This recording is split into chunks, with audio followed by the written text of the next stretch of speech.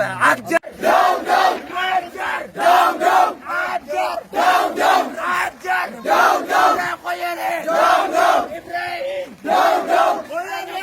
دوم دوم هذا فرح دوم دوم هذا فرح دوم دوم دولمي باندينا عدالة باندورينا دولمي باندينا عدالة باندورينا دولمي باندينا عدالة باندورينا دولمي باندينا عدالة باندورينا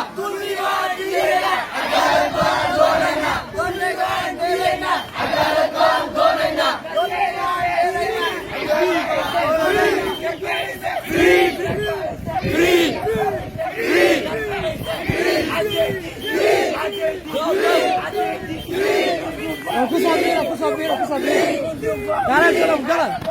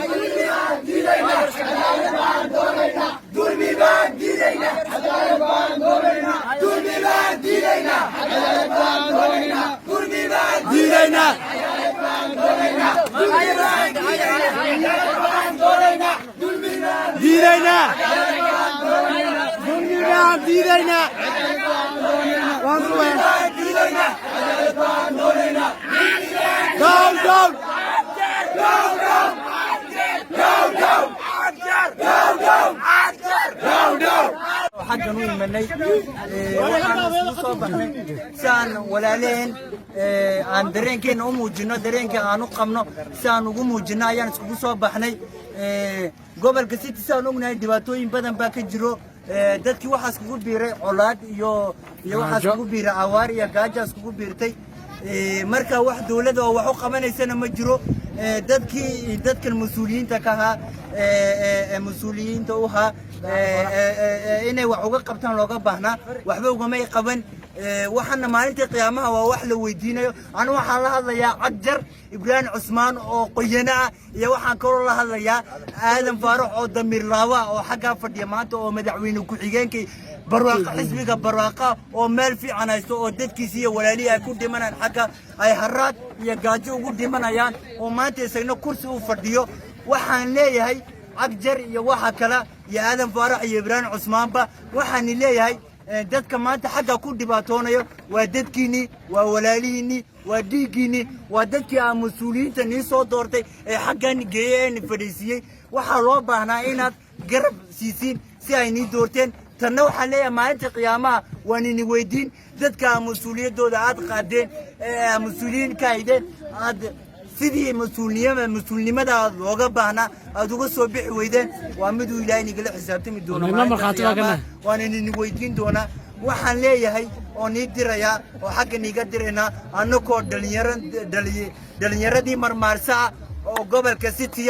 waxaan leenahay annagoo af midaata ku wada hadlayno waxaan leenahay walaalahayna ku dhibaataysan xagga ee haraadkiyo gaajadii colaadu iskugu biirtay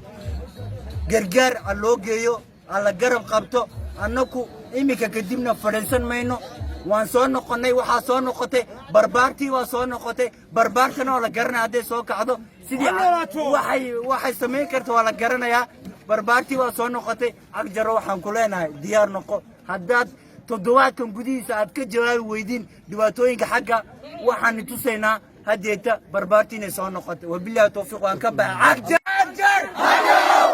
cagjar